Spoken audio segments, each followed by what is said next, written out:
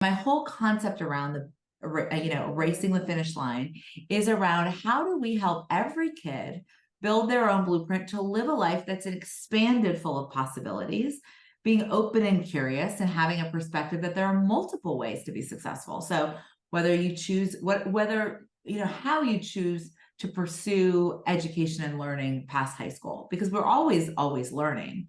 But what does that look like? Sylvia and me. Sylvia and Sylvia and me. Sylvia and Sylvia. Sylvia and me. Sylvia. Hi, I'm Sylvia Beckerman, host of the podcast series Sylvia and Me, conversations with extraordinary, inspiring women. I'm Homayoun, and I am the author of Erasing the Finish Line, the new blueprint for success beyond grades and college admission. And welcome to Sylvia and Me. Anna, thank you so much. And thank you for being with me here today and for giving our listeners so much to actually think about, because when you say going beyond, the new blueprint beyond grades and college admissions, you really do have a new blueprint. And it's funny because it's something that we should be thinking about during life, but things have gotten so screwy, especially the last few years, the last couple of years with, the pandemic, that we need to get back to some basics.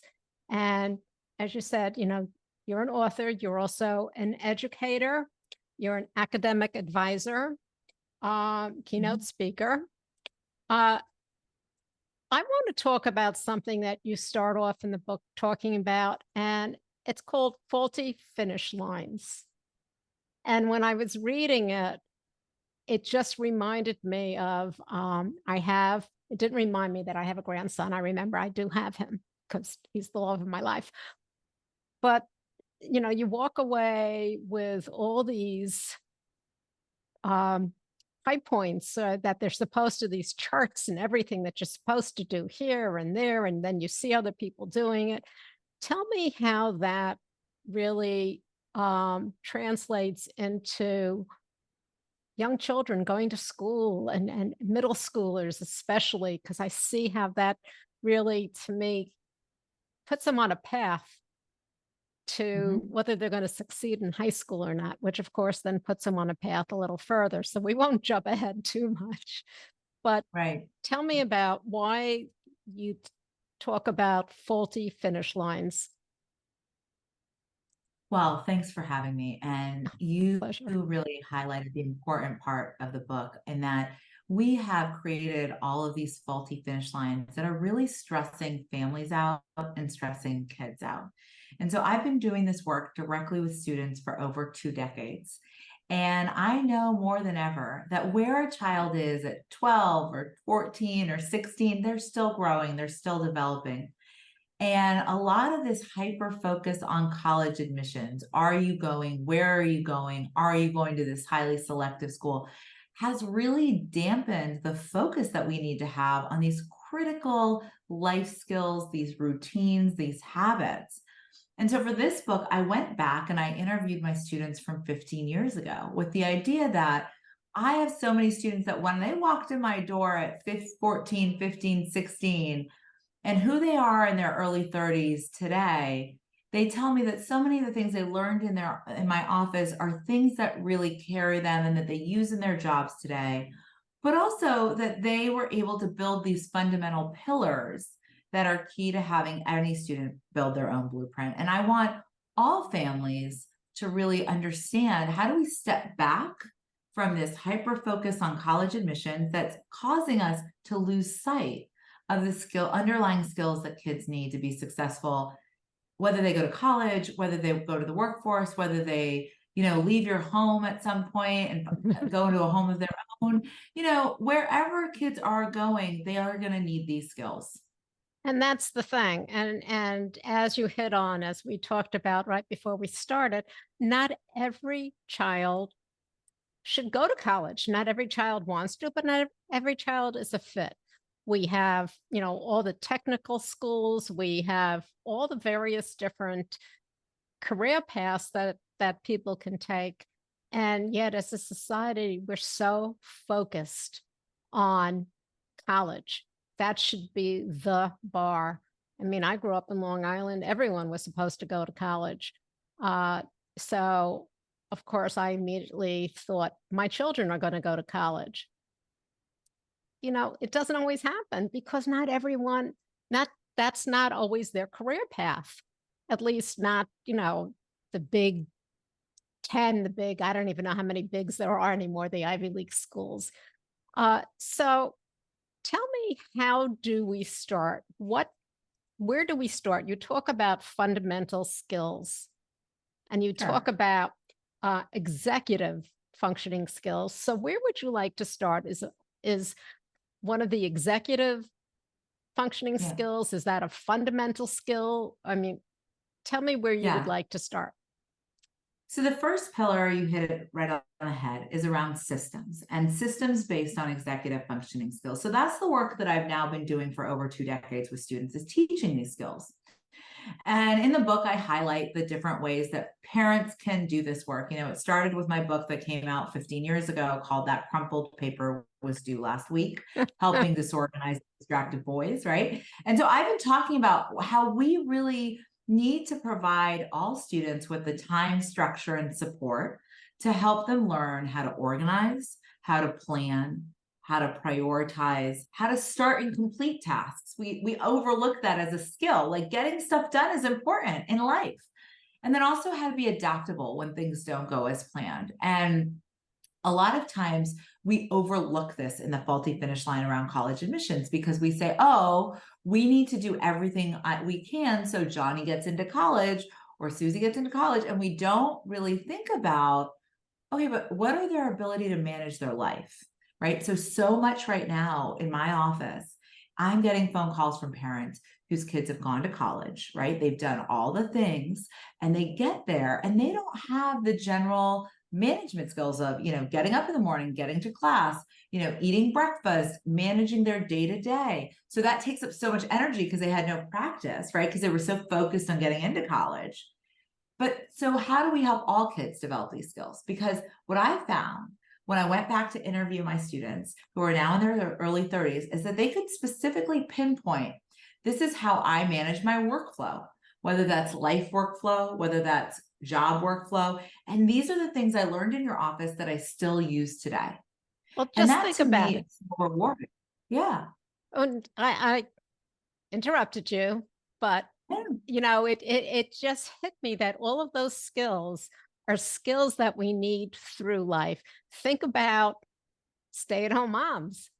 They do that Oh, without, I mean, because they're forced, but if you don't learn that from an early age, you're not going to get through college. You're not going to get through life.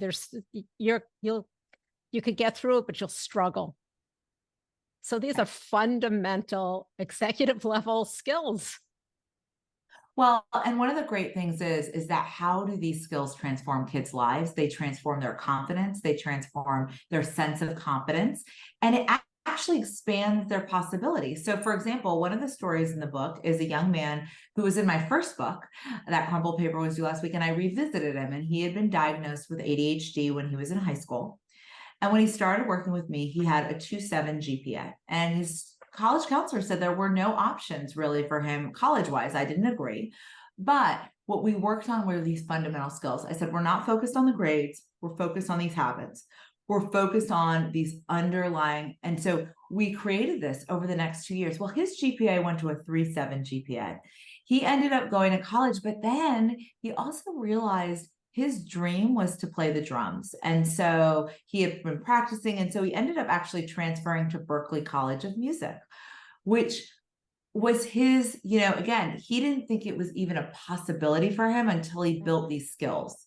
So then now as an adult, though, this idea of building your own blueprint, he realized for himself, he wanted something that for himself was more financially stable. And so in order to do that, he actually has a job that is in the tech industry, and he also does his music. And that is how he's built his own life. And my whole concept around the, you know, racing the finish line is around how do we help every kid build their own blueprint to live a life that's expanded full of possibilities, being open and curious and having a perspective that there are multiple ways to be successful. So whether you choose how you choose to pursue education and learning past high school, because we're always learning, but what does that look like? And his chapter in the book is called Learning Takes Longer, because one of the things he said to me when I went back to visit him was that he learned that he knew how to learn. It just took him more time, and that was okay. Yes, and that's it. That was okay. And look, once he accepted that, look how far he came. He's successful. Absolutely. He's successful Right. in learning about himself and the self-confidence.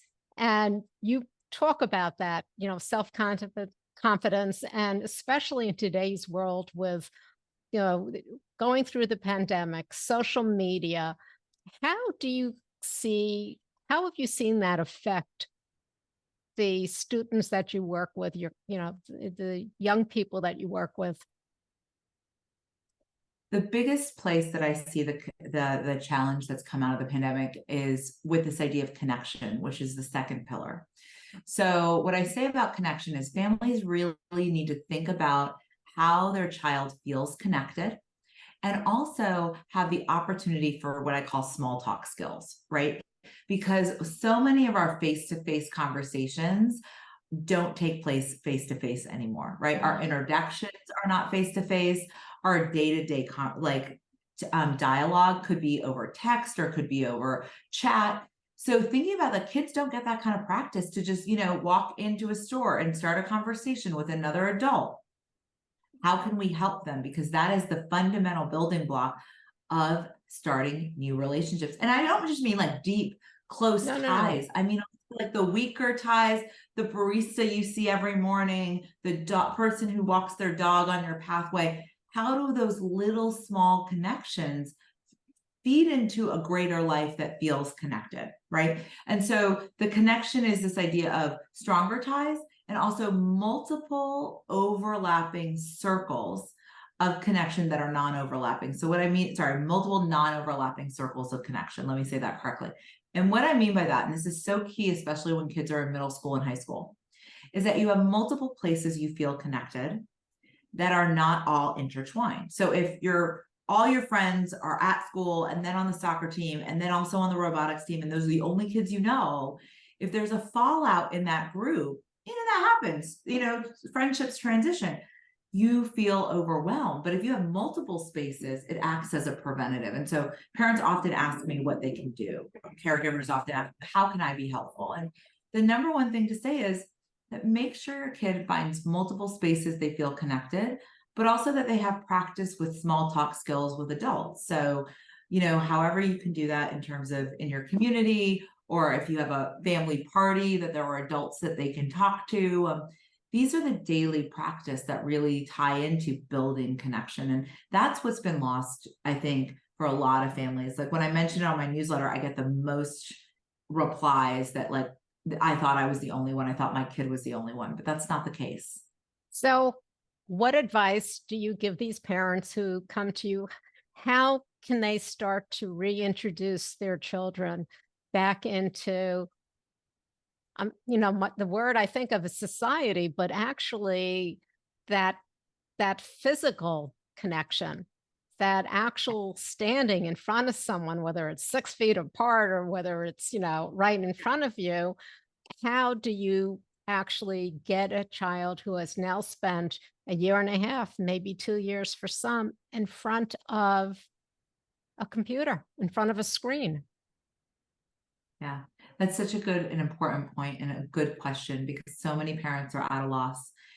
And every child's different. Every child within a family is different. Every family has different resources and dynamics. But what I do think is to step back and do an audit of what exists in your community, what connections your child does have, what connections you have. What are ways that you can gamify it and make it not feel like a chore to feel connected? So, again, looking at what their interests are, what are the things that you can help them be more in person around, whether that's, having them run errands or running errands together and having them do some of the talking for things. That could be a way to start. Whether or not that means as a teenager, getting a job that works with the general public, either in food service, retail, or something where you're constantly on your feet, even just having basic greetings with people, because it gives practice and it lowers what I call the activation energy in the book. Because if you never have conversations with anyone in person, you feel like, oh my gosh, every conversation could be like really, really a big deal. But if you have to meet, 20 people a day, 30 people a day, and just even, hi, how are you? How can I be helpful? All these things, you start with a script. And that's the other thing that parents can help kids do, is with the idea of coming up with multiple scripts for starting a conversation and practicing that. We don't take that, we take it for granted, right? That we know that, but I can tell you so many kids call my office, on the phone because they need to change something, and they don't know how to do a proper greeting or exchange over the phone. We take all of this for granted, that That's so much the thing. happens. Right, because Yeah. especially in today's day and age, everything is done by texting, by phone, by text messages, by email. In fact, email, you're old if you use email. You don't want to use email. You want to use Instagram and everything else. How do you get the children to realize that that's not just their world? Because you also talk about, recharging and energy. And how do you get a child who has now all of a sudden almost become an introvert because they're hiding behind a screen? You can't force them. You can sort of give them, as you said, a script, but where do you start? I mean, how do you get somebody out? I'm sorry. I think but what you I have to do just- is start. Yeah. Start and think about what are the options available to you that would be exciting for them or interesting for them, right? And every kid's different. But typically when I start talking to kids, they have something that they're curious about. And that just may mean extra, like maybe there is, maybe there's a topic they're really interested on and there's an exhibit around that topic, or there's an in-person event around that event. And really figuring out what are the ways that you can engage them, meeting them where they're at and giving them a little bit of practice. Also, if they're attending school every day, what are things they can try there as a way to expand, those practice skills? So for the new school year, I always gamify it with students, and this has really worked well, where I say, your goal is to introduce yourself to 3 to 5 new people each week. It could be adults, that could be kids, and it doesn't have to be a long conversation. It has to be more than, hi, my name is, and I go to this school. It has to be more than that. But so like a 2 to 3 minute conversation, and kids, that gives them permission to sort of break that wall and start that conversation. And that's what I found is like the biggest barrier to entry. Kids want to talk to each other. Kids want to have that conversation. But so I did this like once with a middle school, and I did it at the beginning of the year. I came on the first day of school. And then 6 months later, the principal calls me. She goes, Anna, it's totally transformed these kids, because they look at it as, reaching a goal rather than, God, I have to do this and this is going to be so hard. So they're they're introducing themselves to the principal because that's one of their people, that 3 people for the week. And like, they have now started these mini conversations. And again, the idea is not everyone's going to be your best friend. That's okay. That's not the point. The point is that you feel comfortable talking to people across differences and creating connection across differences, because that's what I found when I went back to my students and saw who were the most successful kids in terms of their job, finding a career they really like that's at a high level. The kids who could connect with others across differences and really forge non-transactional, authentic, genuine conversations. Because we used to think that you got your job based on connections within your community, right? But tech blew that all open, right? If you think about it, my office is in Silicon Valley. If you want to be successful in tech, you need to be able to converse with the software engineer, the recruiter, the person in the front of the house.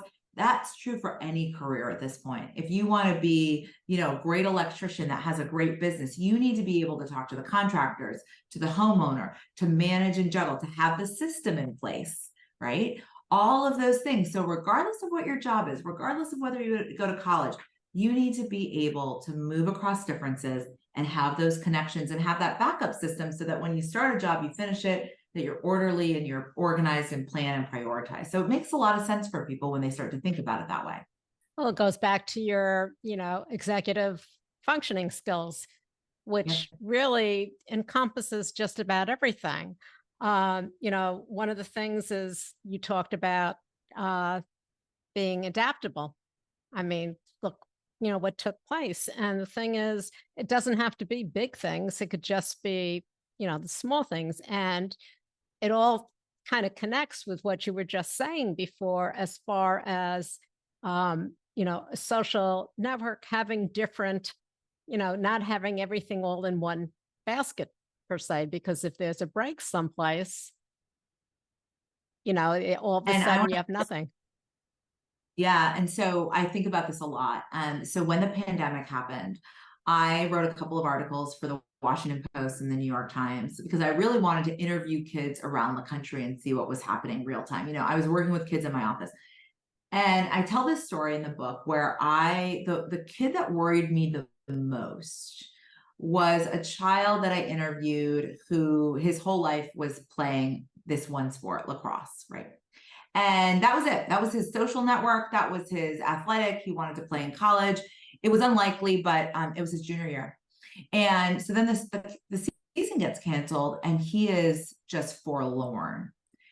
And I was really worried about him because I said, well, what are you going to do now? Now, other kids I interviewed, they would be like, oh, you know what? It's really a bummer, but I've been spending more time cooking or on hobbies, or I'm getting more sleep, or they were able to adapt. Right. And I'm not saying that this pandemic wasn't hard on everyone. We don't have residual effects, but that kid at the very beginning, the first week, I remember interviewing him. And I'm like, I am worried about this kid because this idea of even minor, they was so rigid.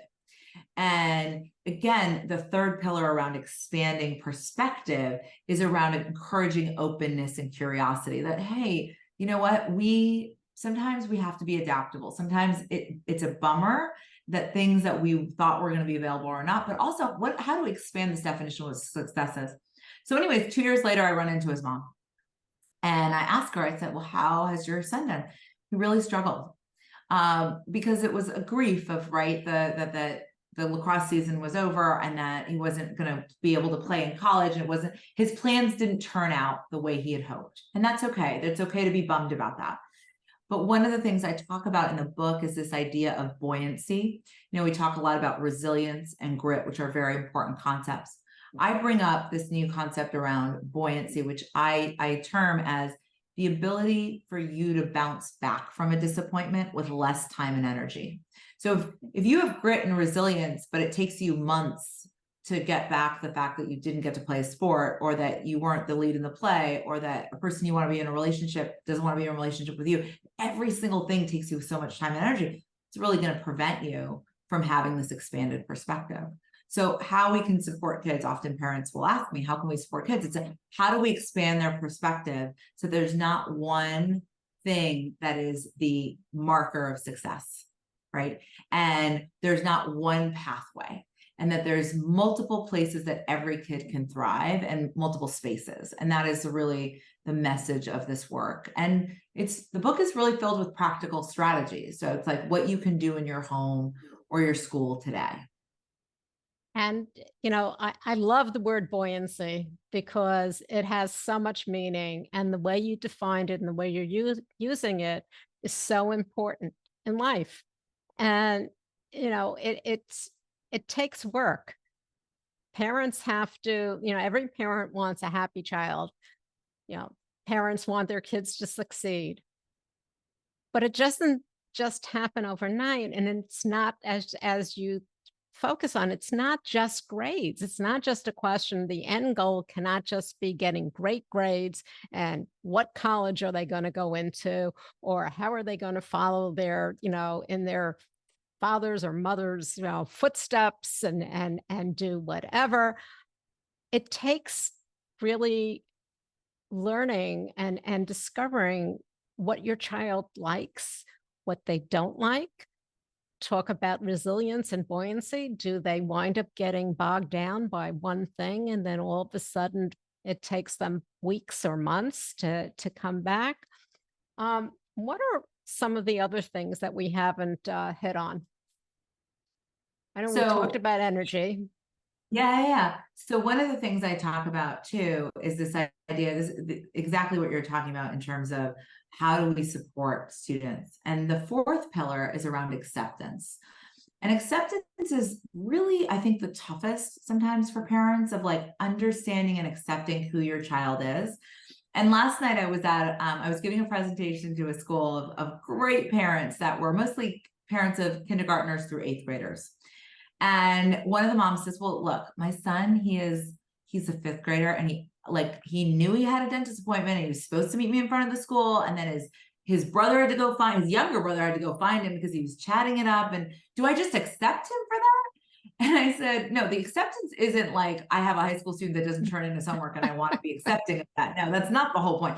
The point is that you understand that this child, that is a challenge for them. So how do you help them develop the time, structure, and support so that they can, see that as an opportunity for growth and address it, right? We want kids to build these skills and we want to know where they're at. And also acceptance is around understanding. One of the things I talk about in the book is this understanding your child's energy profile. And what I've found in families in my work is that when you have a parent and a child that have very different energy profiles, and what energy profiles very quickly is what energizes you, what drains you, and how do you recharge? If you ask those three simple questions, I give some more strategies in the book, but kids are different, adults are different, people are different. So one of the examples I give in the book is my friend who was so extroverted and is so go. And she and her son went to New York, and her son could not be more of an opposite. And she would be labeled as an orchid in the Orchid and the Dandelion book around children. He is an orchid. And she texts me midway through their first day in New York, and she's like, oh my gosh, my kid is about to have a meltdown. It's been very stressful. And I said to her, I was like, New York is very stimulating. He needs downtime. And meanwhile, she had this great itinerary that was like plugged to the minute from 7 a.m. to 11 p.m. So she was like, oh my gosh. And she knows her son. She just it hadn't clicked, right? You need sometimes someone else to say something. So they were staying with her aunt, so his great aunt, and the aunt had a dog. And so literally she said, Anna, the whole trip was a total hit because we spent like 4 hours a day inside with the dog, which she would have never done, right? But then she understood, okay, I need to manage and support this child's energy profile. We are going to do things at a different pace because of that. And by the way, most memorable trip ever. So a lot of acceptance is around knowing who your kid is, helping them build skills, right? We're not just saying, oh, let's accept everyone and like not have them become, the best that they can be. It's really, though, when you're saying, oh, you're not good enough, or, oh, why isn't this happened for you yet? It's demoralizing and it stresses kids out. But if you say, this is who you are, I see you and I hear you and I am validating who you are. Here are your strengths and here are your opportunities. How can I help you with those opportunities, right? And that's a much more inviting and winning way to get kids to also have buy-in around wanting to improve and support their improvement, whatever that pathway is.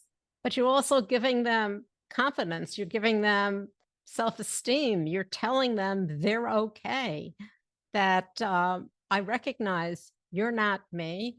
And wow, you're really, you've got some great skills. We could work on some others. And you have some really interesting things that you like, whether it's petting a dog, spending time with a dog, or going out and whatever it is. As parents, we have we get into just a general, this is how I see my child growing. This is how I see their future. I like this, so they must like that. Or I didn't like this, but I want to give them, I missed out on that. And we don't listen. We don't ask them, what do they want? What do they like? And actually look and discover what your friend discovered, and luckily she had you to talk to, was the fact that her son wasn't working at the same pace that she was. And that was Absolutely. okay. Yeah, absolutely. And one of the things, I think this is so hard for adults because we have not learned these skills ourselves. That's So, it. so many parents have seen this book, read this book, contacted me and said, I read it for my kid, but I saw myself in it. Some of these things, especially around acceptance, are hard. You know, when I present to parents, like this is the part where they kind of get they have their own stuff comes up, right? Because it's not just that they are comparing themselves, it's their own fears around not measuring up. You know, a lot of times, you know, the research shows that middle school moms are the most stressed out parent group. Well, most people will say, you know, going back to middle school, nobody wants to read, like, is like, let's do middle school all over again, right? Nobody says that, very rude. And if they do, that's great. But what I want to think is that some of this is really parents dealing with their own stuff, right? Even around systems and around connection and perspective, that there was a narrow definition of what success looks like. I had a parent come up to me last night and she says, I have my own struggles with organization. How do I help my kid? And really hers were pretty profound. And I said, you outsource, because your goal is that you maintain the connection and the support and the relationship with your kid. This is a very finite moment in time. And you want to really maintain that relationship. This is not, you know, it's your own challenge for yourself. Why bring that challenge to your kid as well? Find somebody that can help you and find somebody that can help your kid. And that's not what you need to focus on. And it was really relieving for her that we don't have to be everything to our kids. And if we have a challenge, that's okay. But acceptance for a lot of adults you know, we haven't grown up in a society that really like preaches that from an early age. We don't. Kidding. With kids, yeah. Go ahead. Yeah, and it's not a failure because, again, we've grown up in a society that has expectations, general expectations for everyone. And we have so many different socioeconomic, I mean, we're a diverse country. Not everyone fits into this bucket. And, you know, we're not failures if our child, or if we didn't do whatever we were supposed to do according to society. And then all of a sudden, well, maybe it's inherited. My kid doesn't have it either because it must be in the genes, and therefore, you know, acceptance, or just straight out, oh my God, what do I do? I think this is, it's a book that everyone should read because, as you said, so many parents who read it saw themselves and are reaching out to you for help. And it's erasing the finish line. There should be no finish line, really, because life goes on and on and on. The new blueprint for success beyond grades and college admission. There's so much more to life, and there's so much in here that everyone really needs to understand. If someone's reading and says, aha, I have all of this, well, guess who's lying to themselves? I don't think so. If you had one thing you wanted to say to the audience, what would you say? If you want to leave them with one thing.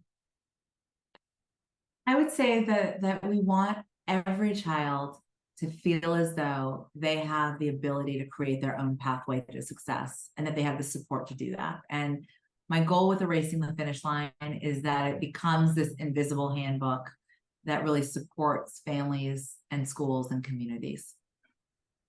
And one last question. So what do you do to de-stress? What do you do for fun? Oh, I love to work out and like an exercise, like walk, even just a walk. It to me is just, I need to be in nature. And I just love being I live near the water, so I love that. So those are there is all this research that says being by the water decreases stress. And I'm a big believer and practitioner of that. Beautiful. Anna, where can people find out more about you? So you can go to the website erasingthefinishline.com, and that leads you into my personal website as well. And it's a website for the book and has information there. Anna, I want to thank you so much for being here today and talking about some really important subject and many topics in there. So I thank you. Thanks so much for having me. You can find us on all of your popular podcast platforms. And of course, our website, sylviame.com. Stay safe, stay healthy, and stay tuned.